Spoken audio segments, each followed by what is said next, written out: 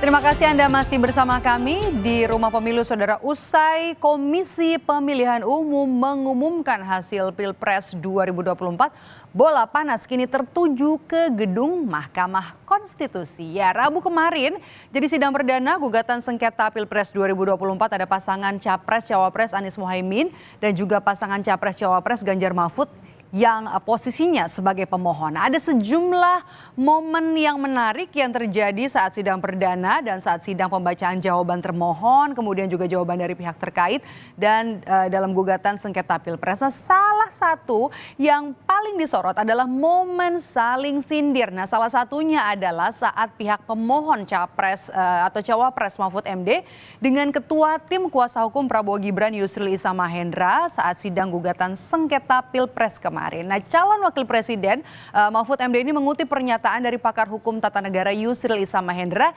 yang meminta agar Mahkamah Konstitusi tidak fokus pada masalah angka saat menangani sengketa hasil Pilpres. Mahfud menyebut pernyataan itu diucapkan Yusril ketika menjadi ahli pada sidang sengketa hasil Pilpres lalu, sedangkan kini Yusril posisinya menjadi Ketua Tim Hukum Prabowo Gibran dalam sengketa hasil Pilpres 2024.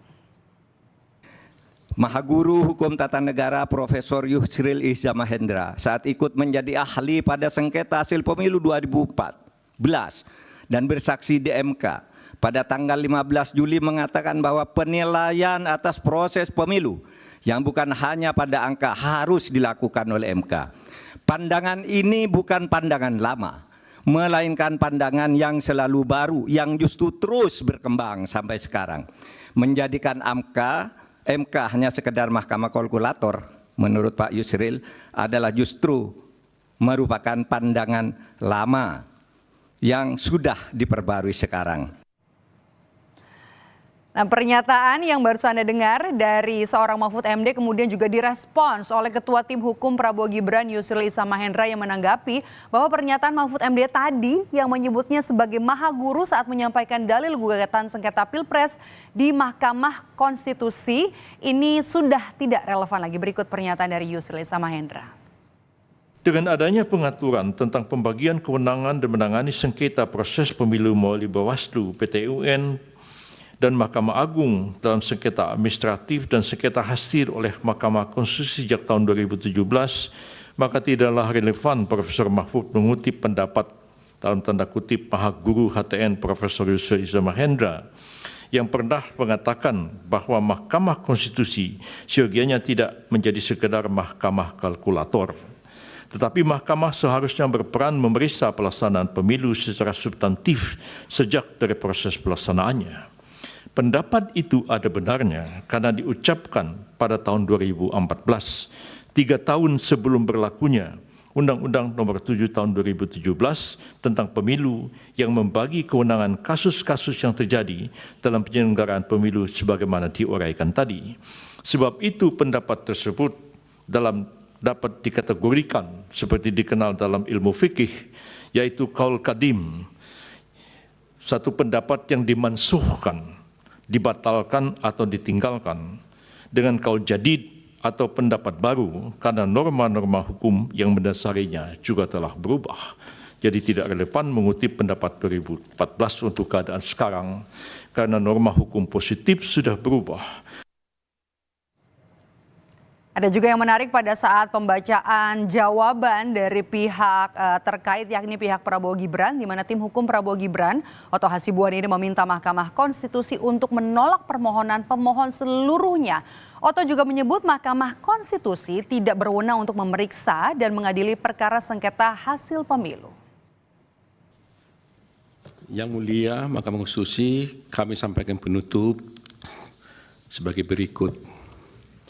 Berdasarkan hal-hal yang telah diuraikan di atas, pihak terkait dengan ini memohon kepada Yang Mulia Mahkamah Konstitusi agar mengadili permohonan pemohon dan memutuskan putusan dengan amar sebagai berikut. Dalam eksepsi 1 mengenai kompetensi absolut, menerima eksepsi kompetensi absolut dari pihak terkait. 2, menyatakan Mahkamah Konstitusi tidak berwenang untuk memeriksa dan mengadili perkara akuo. Kedua, mengenai eksepsi catat formil.